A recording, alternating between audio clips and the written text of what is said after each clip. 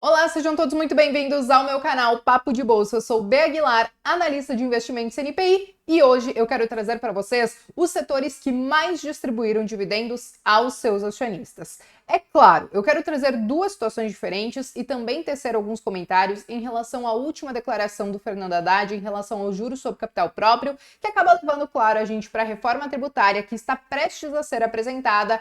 Pelo menos é o que eles dizem, né? Até o segundo semestre de 2023. Então me acompanhe até o final do vídeo, já deixem o like de vocês. E se vocês são novos por aqui, sintam-se muito bem-vindos, podem se inscrever e acionar as notificações para não perder nenhum conteúdo que a gente posta aqui toda semana, beleza? Bom, pessoal, eu quero trazer para vocês os três principais setores que mais distribuíram e que mais estão distribuindo, mas eu tô tirando tudo isso de um relatório que a Levante compartilhou com a gente, onde eles trazem o dividend yield médio dos 17 principais setores da Bolsa de Valores. Então, se você quiser conferir, eu vou deixar no QR Code aqui para vocês, mas o link aqui embaixo na descrição. E eu quero trazer para vocês esses três principais setores, até mesmo para fazer algumas ponderações, para nós não nos enganarmos, né, com algumas situações. Então, vamos lá. Em primeiro lugar, isso considerando, tá, os últimos 12 meses.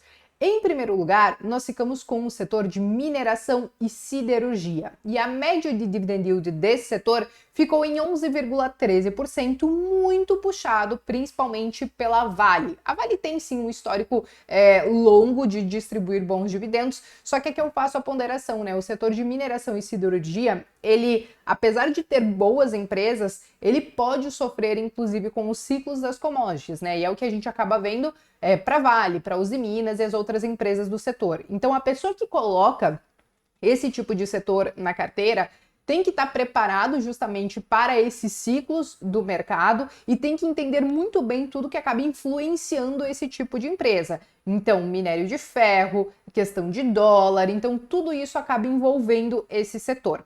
Mas vamos lá. Em segundo lugar, o que nós temos é óleo e gás e combustíveis. E aqui o dividend yield médio ficou em 10,58%. Só que nessa situação aqui, nós temos uma puxada muito grande nesses últimos 12 meses por conta de Petrobras, que ela sozinha distribuiu mais de 65% de dividendos aos seus acionistas. Então acaba puxando muito essa média para cima e depois eu vou trazer uma situação mais normalizada, vamos dizer assim, sem esses não recorrentes, para a gente entender realmente como que fica essa lista dos setores que mais distribuíram dividendos, tá? Mas por hora, nós temos então óleo, gás e combustíveis em segundo lugar. E em terceiro lugar, eu acho que nem é uma novidade, nós temos os bancos, né? E aqui cabe a gente ressaltar que realmente são bancos. A gente não está englobando todo o setor financeiro, porque dentro do setor financeiro você tem seguradoras, você tem resseguradoras, você tem outras empresas que acabam integrando, tá? Aqui somente o dividend yield médio de bancos ficou na casa de 7,9%. E aqui nesse ponto acaba nem destoando tanto, tá? Não tiveram grandes não recorrentes para puxar muito para cima assim, tá? Agora, só para vocês entenderem efetivamente do que eu estou falando, eu quero trazer para vocês, então, esse dividend yield médio normalizado para esses setores, porque aqui a gente vai tirar todos esses não recorrentes ou esses pontos que foram muito fora da curva nesses últimos anos, como é o caso de Petrobras, e aí vocês vão ver que os setores que acabam integrando, né, os setores que mais pagam dividendos, acaba sendo diferente. Ainda que em primeiro lugar, mineração e siderurgia segue na frente. Só que o dividend yield médio, que antes estava acima de 11%, por exemplo, ele cai para 8,83%. O que, claro, não é nada mal, né, gente? Mas aqui nós ainda precisamos ressaltar que Vale também tem um longo histórico de distribuir bons dividendos e ao longo desses últimos anos também ela conseguiu crescer bastante em relação ao seu lucro, consequentemente em relação à distribuição. Mas isso não isenta todos aqueles fatores que eu trouxe para vocês que podem trazer volatilidade ali para essas ações, né? Questão de dólar, minério de ferro e tudo mais. Bom, em segundo lugar, os bancos acabam subindo, né? Se nos últimos 12 meses eles ficavam ali em terceiro lugar, então quando a gente olha uma situação normalizada, ele acaba ficando em segundo lugar. E o setor de bancos, em linhas gerais, nós começamos já a temporada de resultados. Santander, inclusive, entregou o resultado hoje, se eu não me engano.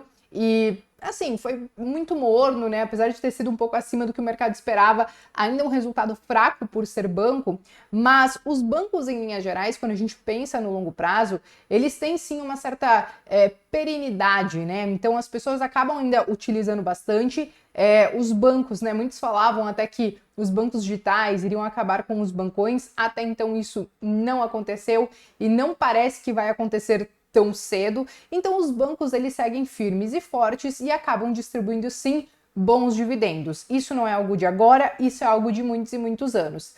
É bem verdade que um dos bancos que tem se destacado nessa distribuição nesses últimos anos tem sido justamente Banco do Brasil.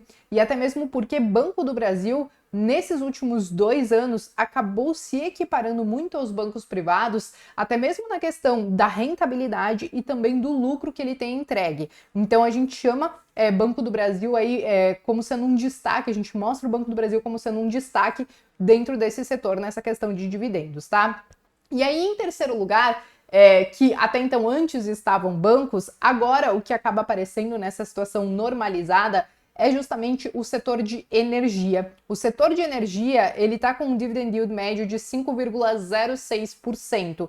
E sim, talvez não seja algo tão interessante quando a gente olha a média, mas é importante nós entendermos que dentro do setor de energia existem os subsetores, né? E quando a gente olha, por exemplo, o setor de transmissão, onde nós temos a Isacetep, onde nós temos também uma Taesa da vida, esses dividendos eles podem ser muito mais gordos, né? Então a média, por exemplo, de Taesa fica acima de 11% quando a gente olha, inclusive, os últimos 10 anos, o que é bastante coisa, né? Mas, de qualquer maneira, como vocês podem ver, tirando alguns não recorrentes que nós tivemos, né, por exemplo, em Petrobras, o setor ali de combustíveis ele acaba nem aparecendo nesse top 3. Mas o ponto sobre tudo isso que eu quero trazer para vocês é que, para quem gosta de olhar para as ações olhando para essa geração de renda passiva, ainda que o valor do dividendo desconte do preço da ação, mas hoje muitas pessoas acabam pensando nesses dividendos justamente pela isenção que tem hoje de impostos e que acaba gerando essa renda todos os meses. Então sim, é possível escolher algumas coisas ali dentro. Só que ainda sobre toda essa questão, eu sei que tem gerado muitas dúvidas, principalmente em relação a essa questão da reforma tributária, porque não é do governo de agora, o governo passado também já falava muito nisso, sobre a intenção de tributar os dividendos. E o que nós tivemos essa semana também foi uma declaração do Fernando Haddad fazendo uma crítica sobre o uso do JCP, dos juros sobre capital próprio das empresas, porque muitas acabam utilizando como uma manobra contábil para pagar menos impostos, porque como o JCP ele vem já líquido de 15% para nós, acionistas, as empresas conseguem lançar isso no seu balanço e acaba sendo realmente como juros sobre capital próprio e que eles conseguem utilizar isso como se fosse uma despesa, um custo da despesa, e aí isso acaba diminuindo a quantidade de impostos que eles vão acabar pagando lá no final. Diferente, por exemplo, dos dividendos, que eles fazem toda a tributação primeiro, aí eles vão entender ali qual foi o lucro líquido deles, a geração de caixa, e depois eles vão acabar distribuindo esses dividendos. Mas então, para nós, esse dividendo hoje ele chega isento, mas a empresa já pagou esse imposto antes, né? E aí, com a possibilidade da reforma tributária, eu acho que não há nada de tão novo assim em relação ao que já se falava, por exemplo, no ano retrasado, quando o Paulo Guedes ele começou a querer encabeçar essa questão da reforma tributária e deu o maior bafafá, inclusive, por conta dessa questão da tributação dos dividendos. Mas aqui eu já trago um ponto de vista, principalmente analisando o mercado lá fora, né?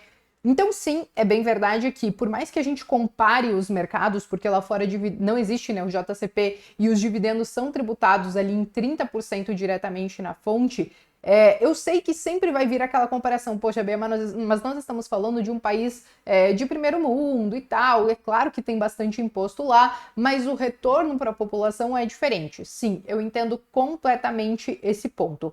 Agora, o ponto sobre a questão da reforma é que eles estão estudando, e segundo algumas declarações do API, o que eles devem fazer para o segundo semestre, agora de 2023, quando eles apresentarem algum texto da reforma, porque eles já falaram que não tem nada pronto ainda, é que eles podem sim tributar os dividendos, né, seja ali em 15% ou 20%, por exemplo, mas eles têm a intenção de tentar trazer algum tipo de compensação no imposto de renda da pessoa jurídica e na contribuição social. Então, sim, pode ser que eles passem esse imposto para os dividendos, mas a empresa, por um outro lado, pode acabar sendo desonerada em algum ponto. O que se falava no governo passado era fazer uma desoneração na folha de pagamento, mas a gente vai saber exatamente como que isso vai funcionar quando o texto for efetivamente apresentado, né? É claro que ainda diante dessas circunstâncias, eu não acredito que eles vão fazer uma compensação onde tudo isso saia no 0 a 0. Eu acho que de qualquer maneira que eles apresentarem isso, muito provavelmente vai ter um certo tipo de compensação, mas ainda assim essa carga tributária deve acabar aumentando, porque o atual governo, ele realmente está se vendo louco atrás de alternativas para tentar fazer fechar a conta, e com o texto do novo arcabouço fiscal, inclusive, eles precisam aumentar as receitas para poder gastar mais. E aí uma forma de aumentar as receitas é justamente aumentando a arrecadação via impostos. Então, sim, eu acho que essa questão de tributar dividendos deve acontecer. Isso é algo que iria acontecer com o governo passado e deve acontecer com esse também. Mas eu acho que mesmo que tenha alguma compensação, a gente deve ver algum aumento na carga tributária. E uma outra coisa que acaba sendo estudado é justamente a exclusão do JCP, né? Então o JCP, ele é pouco utilizado em outros lugares do mundo, e aí eles, claro, tentam entender se faz sentido excluir o JCP para as empresas não utilizarem isso como uma manobra contábil, e aí vão acabar mantendo somente os dividendos. Se isso acontecer, eu não ficarei surpresa. Eu acho que isso, na verdade, é algo bem provável de acontecer. Qual que é o ponto negativo de tudo isso quando a gente fala sobre essa questão dos dividendos? E aqui eu estou falando apenas do aspecto de mercado, não estou falando do impacto social, do impacto na vida das pessoas ou qualquer coisa nesse sentido, tá? Estou falando apenas da visão de mercado. Eu acho que o ponto negativo sobre tudo isso é que, quando a gente traz essa questão da tributação para os dividendos aqui no Brasil, muitos investidores que já estão colocando o pezinho lá fora e que já sabem que lá fora é tributado, então talvez eles vejam pouca diferença entre investir aqui e lá. Aqui você até tinha uma certa isenção até certo nível com os dividendos, mas a partir do momento que você elimina tudo isso daqui, você acaba igualando muito com o mercado lá fora. Então muitos investidores talvez fiquem mais incentivados a ir lá para fora, e talvez aqui eles coloquem um pouquinho de escanteio. Não sei se isso efetivamente vai acontecer, porque as empresas, elas também podem acabar adotando algumas manobras em relação a isso, né? Então, lá nos Estados Unidos, por exemplo, as empresas, elas tributam os dividendos, né? Na verdade, as pessoas, quando recebem os dividendos, já vem ali líquido na fonte, mas o que as empresas acabam fazendo muitas vezes em relação a isso para gerar mais valor para o acionista? Elas fazem os programas de recompra de ações. Então, ao invés delas utilizarem aquele valor para distribuir dividendos, elas recompram mais as suas ações, e quando elas fazem alguma distribuição de dividendos, é claro que com menos ações ali no mercado, então esse dividendo ele pode acabar sendo um pouco engordado para os seus acionistas, né? Então isso também pode acabar sendo uma opção que as empresas aqui podem passar a adotar. Isso quer dizer que a estratégia de dividendos vai por água abaixo? Ao meu ver, não, mas depende como essa reforma for feita, né? Porque você pode talvez pensar nessa questão de dividendos pensando talvez assim, se talvez a empresa ela tiver algum certo tipo de compensação, pode sobrar mais para ela distribuir ali no final. Mas, claro que depende muito se essa compensação efetivamente vai acontecer. Ainda assim, existem outras formas, né, de gerar valor em cima das ações, e tudo isso a gente vai acabar acompanhando de perto, principalmente quando nós tivermos um texto definitivo sobre essa questão da reforma tributária. Mas, por hora, essa é a percepção que eu tenho. E agora eu pergunto, qual é a percepção que você está tendo sobre tudo isso? Bom, escreva aqui nos comentários e reforço o convite para vocês. Deem uma olhada no relatório que a Levante fez sobre os 17 principais setores da Bolsa de Valores e seus respectivos dividend yields, porque realmente está bem interessante e tem comentários bem pertinentes.